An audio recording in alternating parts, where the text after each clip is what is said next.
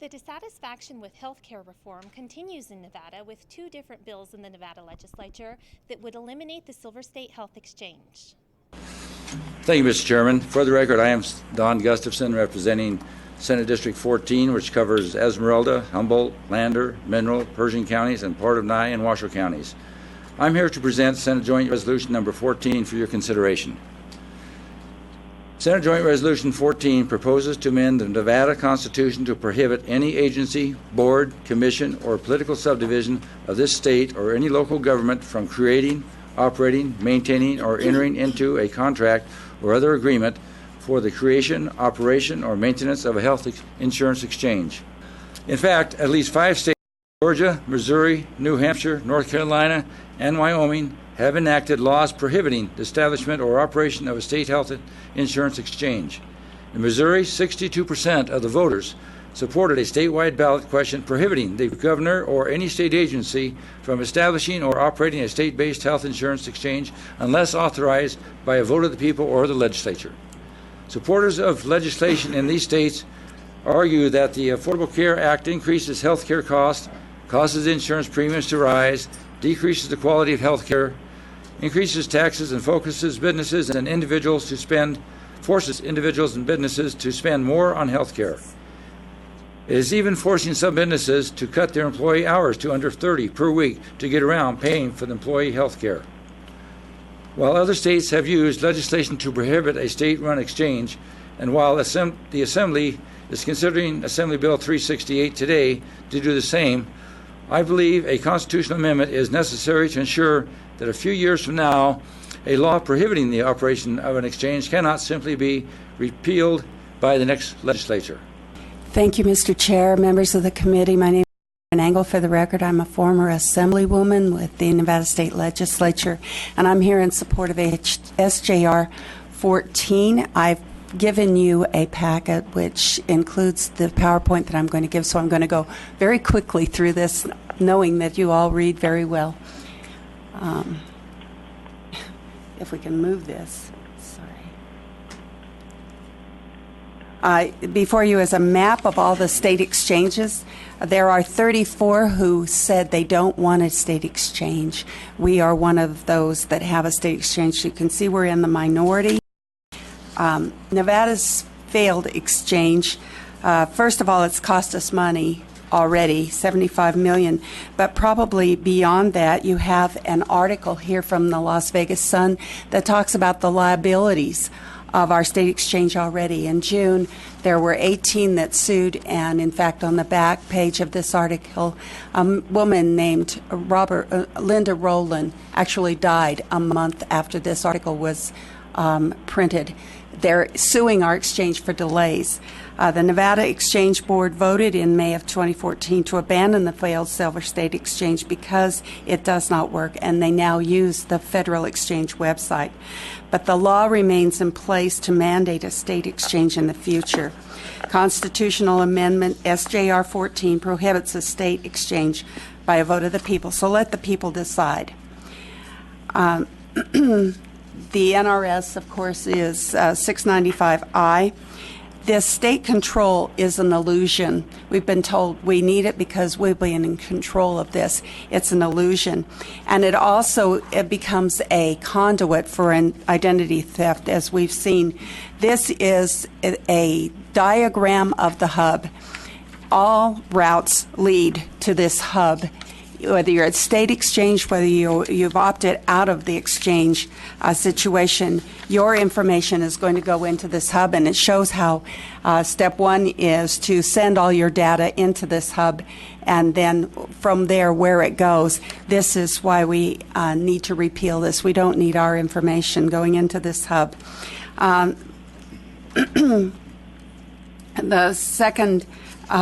The third reason is our primary care workforce shortages.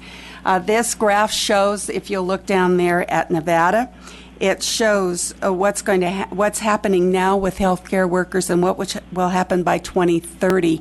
We will have a shortage, resulting in fewer doctors who will participate even in such programs as Medicare, you have an email from a local doctor testifying of the impacts of Obamacare and the state exchange on his small business, and why doctors are not are now opting to retire, and some doctors who are genealogically, ancestrally doctors, their sons have opted to go into things like finance rather than be doctors because of this.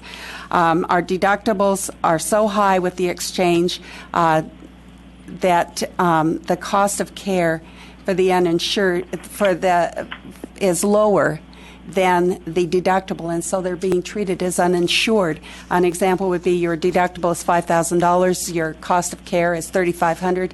They put you over into the uninsured category and say you're going to have to come up with this $3,500 yourself, and so they basically pay premiums for nothing. So those who can least afford it are also paying for this program, in that they are charged a fee. They say that they're charging the insurance companies this fee, but we all know that businesses don't pay taxes and fees. Individuals do. There will be a pass-through of these fees, and in fact, our own LCB says that it will be $13 a month on average, the pass-through, to people who were not were uninsurable, and now they get this extra cost of the fee. Nevada premiums also increased in 2013 by 179%. Now they're lower. That's your next chart. It's still, we're increasing only by 11% now, but it continues to increase. So the bottom line, are we better off after 5 years of the Silver State Exchange? We've seen citizen resistance, and you can help them by passing SJR15. We've seen the cost, which was promised to reduce by $2,500 per year, but we have expert testimony that will show that those who did not join the exchange actually fulfilled this promise. Those of us who have exchanges, as we saw, the costs have gone up. Of course, the coverage that was promised has not been there. We've seen a loss in policy cancellation, a loss in employer-sponsored coverage, and also we've seen Medicaid enrollments increase because of the expansion. We've also seen a loss as far as competition and choice. This chart shows that of the states, we're in that number of insurers of the lowest, only 4 to 6 insurers, and some of those insurers don't go out to our rural counties.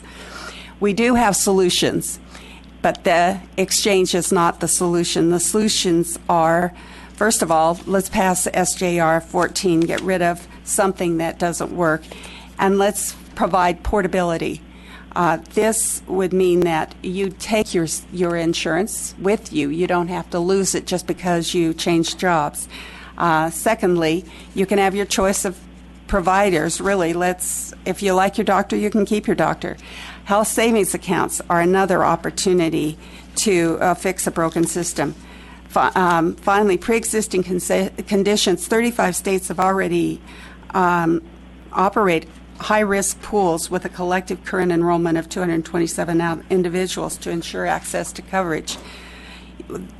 Again, purchasing across state lines, Georgia, Maine, Wyoming, all permit this. Nevada could be in that group that would allow people to get products out of the state. And also pooling mechanisms, ways to extend group coverage to beyond the workplace by allowing associations and organizations to participate. Just on a personal level, I was denied a bone scan because my doctor prescribed it. I went to the place to get it. He said, "I'm sorry, but your insurer and Medicare won't cover this." I said, "Well, how much does it cost? I'll pay it." He says, "No, you can't pay for it cash because it will actually put our relationship with Medicare at risk." So I was there, caught between a rock and a hard place. I couldn't get the care that I needed because of the red tape that has been created by this system. So I know that all of us, when we talk to our doctors, we will get these kinds of testimonies. I concur with what has been said. I have a sister bill today being heard, which is 368, which is to remove the Silver State Exchange now, where this is a constitutional amendment. I just want to add that with the Xerox, you've probably heard about the Xerox debacle that happened, and we spent over $70 million plus all the promotion and everything for the Silver State Exchange when it rolled out. Well, just to give you a quick little to show, the Silver State Exchange at that time through July of 2014 only enrolled about 1% of our population. So if we took all the money that was spent on that exchange, it would have been about equivalent to $2,500 per enrollee just to enroll them, not to give them insurance and whatnot. So it was obviously very inefficient. And then I'd also like to add that with the lawsuits that continue to go on, like King versus Burwell and stuff, that creates uncertainty in the market, which is just going to create more problems and more issues with these state exchanges. So I think Nevada should become one of the states that says opt out. And finally, of the Republican governors, I think 22 Republican governors have no exchange whatsoever. There are some Democrat governors as well, but overwhelmingly the Republican governors have said no to state exchanges. So with the Nevada exchange, my understanding is that it really the purpose was for Nevada to be able to negotiate with healthcare networks here locally and get them established and run it more efficiently, whether that happened or not. That was the purpose. And so I want to ask, if it goes to the federal government, are we going to lose some local control, and does that take away our decision making? First of all, there are two different issues here that you're addressing: the Medicaid expansion and the exchange. They're not the same. We're not dealing with Medicaid expansion with this bill. We're only saying that we don't want to have this exchange because it has failed. It has cost money, and it will continue to cost Nevadans money. In fact, if we can get to our expert witnesses, you will hear that testimony from them. The second, you had several questions there about the insurance carriers. There's actually more choice available to them on healthcare.gov than there is in the state. Because we have a state exchange, we only deal with our own providers, but by going to healthcare.gov, they actually have more choices. For the record, my name is Bruce Gilbert, and I serve as the Executive Director of the Silver State Health Insurance Exchange. I appreciate the opportunity to be here before you today and speak on this particular Senate Joint Resolution. Before I begin, I would like to clear up a few misunderstandings that apparently exist. First, with respect to the testimony with regard to litigation and liabilities, I would note for the record, and it is worth noting, that the exchange and the state have been released from those lawsuits that have been referred to, so that is no longer a question.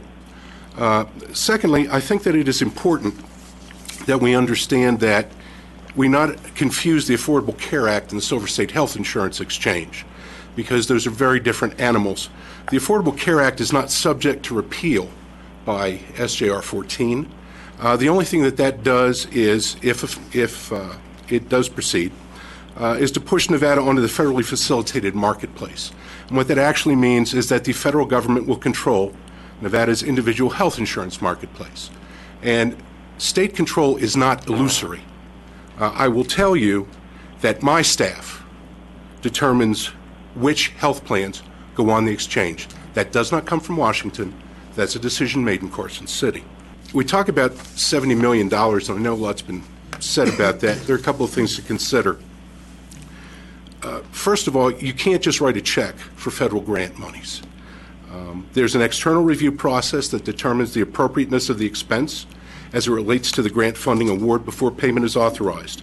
There are also post-award audits by the Office of the Inspector General to confirm that payment authorized was appropriately and timely issued. Every single dollar of grant funds that was paid out by the exchange, and they were federal grant funds, these are not state monies, was not only authorized and approved by CMS, but by OIG after the fact. And I think that it's important that we understand that what we're talking about here is an entire process, a system of checks and balances that operate both prospectively and retrospectively, assuring that the exchange complied with making these payments, the $70 million worth of payments. Whether you feel that the grants should have been awarded, shouldn't have been awarded, that's not up to us. Grants were awarded, and they were paid out in accordance with applicable law. That would be the sum and substance of my testimony, and I would be more than happy to answer any questions, Chairman. Thank you, Mr. Chairman and members of the committee. My name is Damon Haycock. I'm the Chief Operating Officer of the Silver State Health Insurance Exchange. And to dovetail off of Executive Director Gilbert's comments, I want to address some of the technology discussion that was forward today through testimony. First, there was some claims that the uninsured has risen in the state of Nevada, and although you received some data, we cannot see any data that is supported by any federal agency that can support that claim. Second, there was discussion about the data hub at the federal level being potentially unsecure.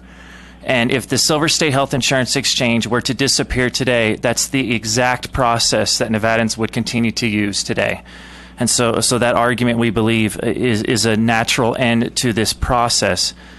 We currently utilize the technology platform at healthcare.gov and are part of that process, utilizing that technology hub for ID proofing as well as income verification. And that process is the process whether we exist today or not. There was mention about failure and the high cost of the Silver State Health Insurance Exchange. As mentioned in the previous testimony on May 20th, our executive board did vote to move away from our current system integrator and move into healthcare.gov's platform. So we want to make sure everyone recognizes that we are responsive, that we are responsible, that we are efficient, and as Mr. Gilbert has mentioned, we are affordable. We cost less than the federal government would charge Nevadans. And so the claim that we increase costs for health care across the state of Nevada will actually come true with the dissolution of the Silver State Health Insurance Exchange. I think what I didn't understand and what I'd like to get more information, and maybe you guys can answer it, is if we have a state-run exchange, it seems like the employers and the individuals are more susceptible to the the penalties of the ACA. Is that correct? Because that's a huge concern for the employers of the state of Nevada. Yes, sir. Mr. Chairman, again, Bruce Gilbert for the record. And Senator Farley, what I would say is any state in which subsidies are paid, that's where the employers and the individuals are subject to the individual mandate. Currently, that's true in 50 states. There is no state where people are immune from the mandate, nor any state in which subsidies are not available, nor any state in which people can escape the penalties. And so whether we exist or not, that's simply the case.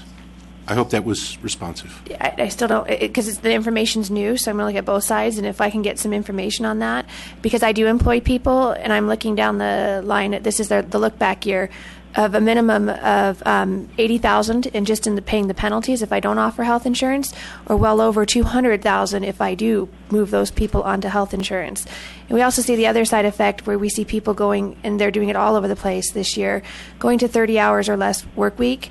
And so you got to have a balance there of what makes sense for what we're doing. And I just would like to see the numbers so that I could see if that makes sense. Thank you. Again, for the record, Bruce Gilbert, Mr. Chairman, I will do my best to get you information specifically on that. A lot of that, though, is going to be governed by what happens in King versus Burwell.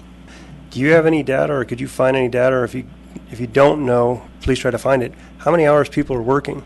I mean, we've been stated by union members and others that a lot of people are having their hours cut in order to get through the threshold, but I know you don't have that information currently. But if you could try to find that and get it to us, I'd be appreciative. Yes, sir, Senator. Again, Bruce Gilbert for the record. The only information that's been provided to us is actually information that I gleaned from industry publications. Mm-hmm. And most recently, there was an article that came out in U.S. News and World Report that said that there has not been a migration from business sponsored coverage to the individual market. But I do not have any specifics other than that. I appreciate that, and I know there's not a migration from previous corporate insurance programs to the federal. However, I do believe that there were individuals who did not offer insurance prior that have chosen to reduce their hours so that they no longer will have to. And I understand exactly what you're indicating, and I've looked at the same data on a federal level, but I'm having a complete problem trying to find any data in the state of Nevada. So again, I know you don't have it, but if there's any way you could try to look for it, I'd appreciate it. I believe my Vice Chair, Senator Farley, has another question. So the problem is that this is the federal look-back year. So when I sat down with my insurance agent, this year they made sure I knew that anybody who met the full-time requirement was going to be applicable in 2016, which made a lot of businesses, which we don't have the data, make different decisions. And so we've seen a lot of people go backwards, and I don't know how we would actually source that data other than maybe through a survey of the chamber, but that is happening. It's certainly something that, while I didn't make a change to my workforce, I really don't know what I'm going to do in 2016 when either that $80,000 or that $200,000 hits me. And so I definitely think a lot of businesses made a change. So I would, if there's a way to find out, whether it be through the chambers or somebody, that would be great information. Nevadans are still feeling the sting of higher premiums and deductibles thanks to the healthcare reform law. And while neither of these bills would change that, both would take the state of Nevada out of the program, leaving it to the state's federal representatives to repeal the Affordable Care Act in Washington. At the Nevada legislature, for the Stealth Reporter, I'm Teresa Catalani.